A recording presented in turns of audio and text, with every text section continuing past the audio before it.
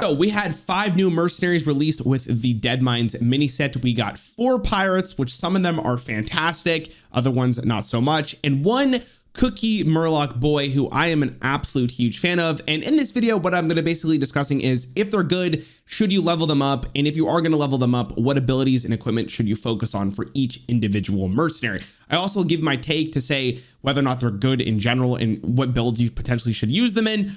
But this is going to be that video. And if this is helpful for you and you want to see more content like it, make sure you subscribe. I want to be your mercenaries guy. And of course, and as always, you look fantastic. On the list is Cookie the Cook. Now, I am a huge fan of Cookie. I think Cookie's whole thing, basically his whole kit, is just wrapped around this single appetizer ability.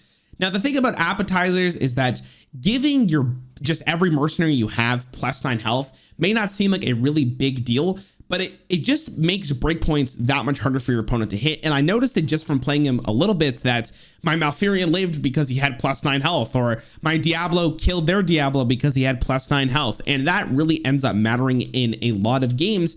And the nice thing is that your opponent actually can't see the appetizers until the first turn's already gone. So it's super nice. You don't have to play around it. Just no one knows until they're there. But the one downside of Cookie is that his kit isn't super great. Now, the problem with this kit is that it's super like meh. It doesn't really do enough. Now, I haven't really leveled up all of his abilities, but I was basically just using him as the appetizers mercenary.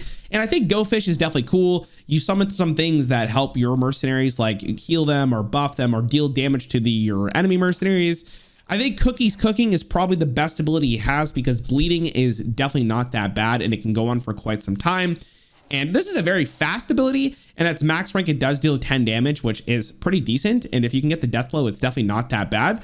But overall, I think Cookie's basically just here for an appetizers mercenary. I think if you're going to level anything, you want to level Cookie's Cooking or the Fish Feast, but I did with Cookie's Cooking because I think it's just completely fine. And then, of course, for equipment, appetizers is all you want. I don't think this is good because you're just hoping for the death blow.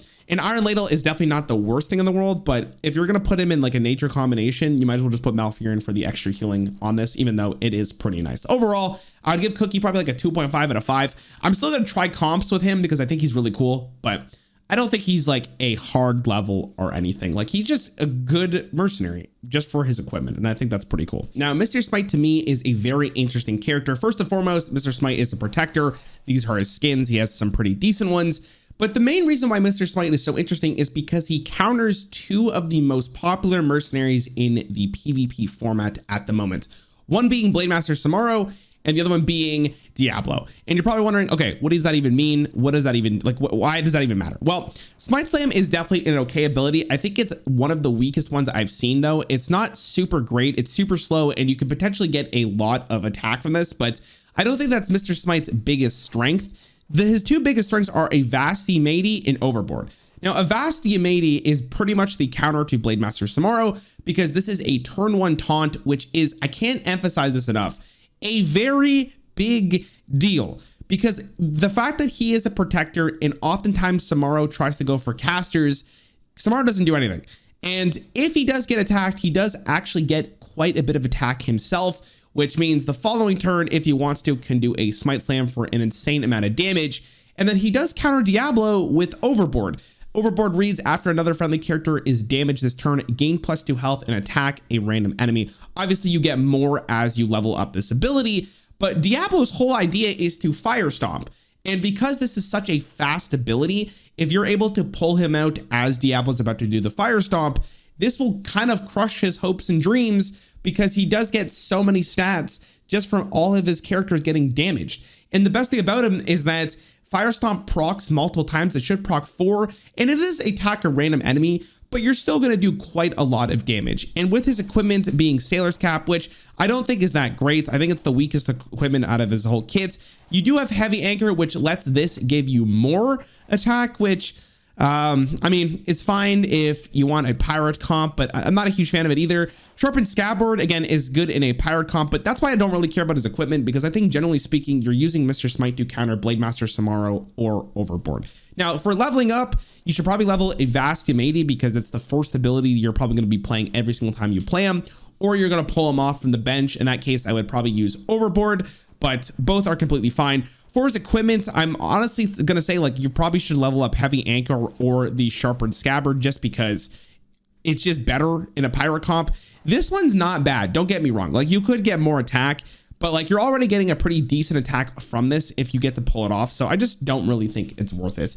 Overall, out of 5, I would give Mr. Smite probably like a 2.5 to a 3. I think he's very good at countering specific stuff, but overall won't be like S tier or groundbreaking, I should say. Let's go to the next one. Let's talk about Edwin Defias Kingpin. Now, Edwin is a fighter, and first and foremost, this first skin he has is very funny to me, and I don't know why. But the main idea of Edwin is to be the reason why pirates are good, but Edwin is also just kind of good on his own. I think Assassin's Blade is like the reverse Samaro, where you don't need anyone to hit it, but if the character that you're attacking did not go first, you get to attack again and gain some life. It's a pretty good move. Assisted Strike, I think, is very strong, and you could get extra attack with the pirate comp, which is mainly what Edwin's probably going to be used for, but you only can attack a random enemy, but the combo is very good. Gain immune while attacking this turn is a very strong thing to have, and with his equipment, round of drinks, it always has immune while attacking, which I think is very powerful, and it can be buffed on speed, but we'll get to equipment in a second. Last but not least, we have Kingpin's Bounty. Just deal more damage basically as you have more pirates on board. I think this is his weakest ability because not only do you have to wait for the cooldown, but you also have to hope you have pirates on board. And if you don't have any pirates on board, it's just not that strong. But I mean, it will do a decent amount of damage, but you probably want to use Assassin's Blade almost guaranteed if you're going to single target someone. And for his equipment, Black Flag is really good to have in a pirate composition. It really is one of the reasons why you should be running Edwin or pirates in general is because of Edwin. You can make them 4 faster, which is rather insane. You also have round of drinks, which I mentioned before, which makes his just assisted strike fantastic. Or you have even shares, which the bounty affects all friendly pirates, which I believe just means the death blow, but I'm not a huge fan of that one at all. So overall, Edwin is pretty good. He fits really well into a pirate combination. He's just a good fighter on his own if you're thinking about running him. He is extremely fast, especially with assisted strike the following turn, even though it's random. But for leveling, I would probably level Assassin's Blade first, followed by Assisted Strike. And for equipment, I would probably do Black Flag or Round of Drinks, depending on where you want to put Edwin in. If you want a pirate combination, obviously Black Flag is where you want to go.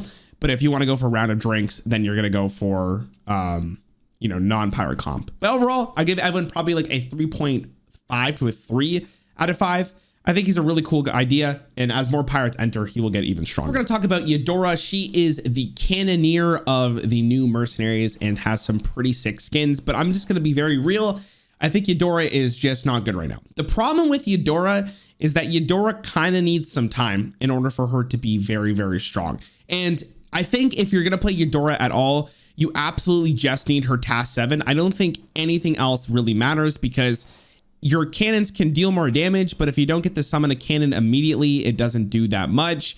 And Briny Bracers is definitely good to keep her alive, but her kit's not that good enough to keep her alive where it's like worth the extra stats. So I think you're almost guaranteed have to use the primed arraignments. I don't know. I'm very like hit and miss on Eudora. Now, the thing is that if you actually do have the task 7, she does get a little bit better, but I haven't even just tried leveling her because I'm just not optimistic at all. I got to see what the cannons actually were, and they're basically just extra stats as you level up cannons.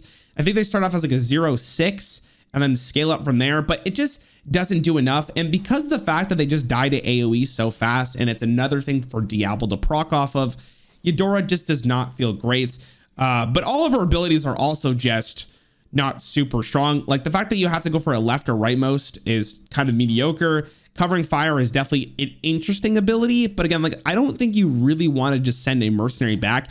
Maybe her main idea is to come in off the bench and then summon a cannon, and then you use covering fire to just save another mercenary potentially. I'm not sure. Maybe there'll be a ticket where, or a time where she gets a little bit better when there's more stalling in the game.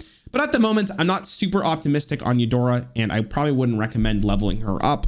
Out of 5, I'd probably give her like a 1.5. I don't think she's that good. I don't think she's the worst mercenary, but I don't think she's that good. Maybe I'll change as I play with her more, but I was not super optimistic on this. Now, I will say this, that she is good with Edwin. So maybe with Edwin, she gets a little bit better, but I don't see it. This mercenary here we're going to look at is Sneeds. Now, Sneeds is really interesting because Sneeds is a protector that probably should have been a fighter. And that's why he's so unique in a sense. If you go look at the other protectors, which we'll do in this video right now, a lot of them are super defensive. Like Cariel's defensive, Cornelius is defensive, Grom's pretty defensive. Or sorry, Garrosh, not Grom. We don't play Grom. Karen's pretty defensive. Like Mukla's defensive, but they still do somewhat a lot of the damage. But Sneeds is very interesting in the way that he does his abilities because he's basically there to kill fighters as fast as possible. And I think Sneeds actually has a lot of a use case right now to kill like Diablo or your Samaro or whatever, because he could do a lot of damage. And the main reason for this is the Buzz and the Activate Saw.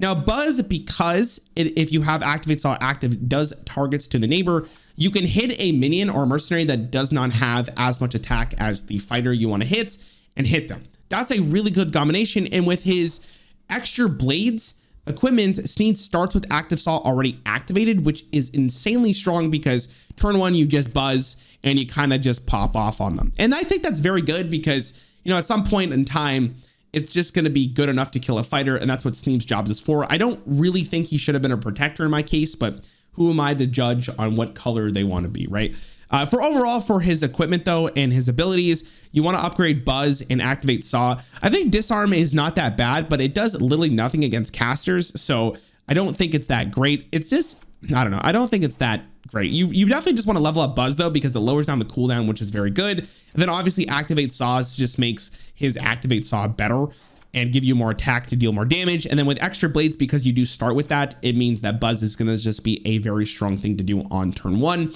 which means you could start out with Sneeds off the bench immediately and probably just kill a fighter. And I think that's very strong. Scaldust is definitely not that bad, but I think Bleed is just a little bit too slow for his kit. You definitely want to do a lot of damage early on. And then Activate Saw is definitely, or sorry, Titanium Blades is definitely not that bad to make your Activate Saw stronger. But I think just having this to go and skipping a full turn is just too good. And that's basically what you want from Sneeds. Also, this is his skins. He has some decent ones. I like this one a lot. I wish I got it. But anyways, that's going to be all of this for Sneeds and the rest of the gang. I hope this was helpful. And if it was, make sure you subscribe. Also, leave a like and you look fantastic. I'll see you in the next one.